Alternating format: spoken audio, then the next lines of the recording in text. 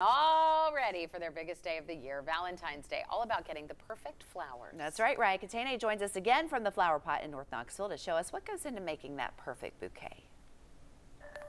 Hi everyone, I am so excited about what we are about to do here. We are learning from the experts firsthand about how to put a perfect bouquet together. So we've got Miss Heife here. Tell us a little bit about the materials that we have and what we're planning.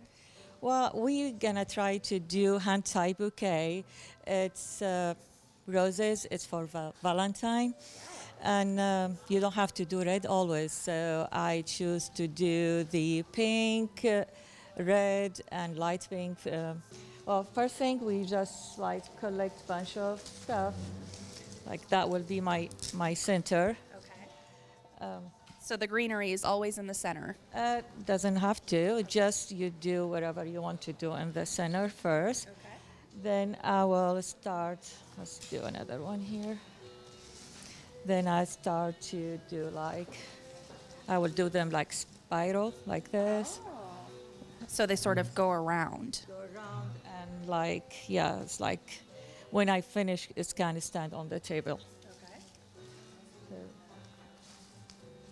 just and these right here are so beautiful, the small ones. Yeah, these the wax flower, and it's very nice. So I just have to put them and turn. Okay. And we've got some ribbons over there and bows that I assume you'll also be putting around? Yeah, after I put my tissue paper or the wrapping paper, so yeah. Okay, well beautiful. I'm going to sit here and admire this for a little bit longer, and hopefully we'll be able to show you the final result, but for now, I'll go ahead and send it back to you.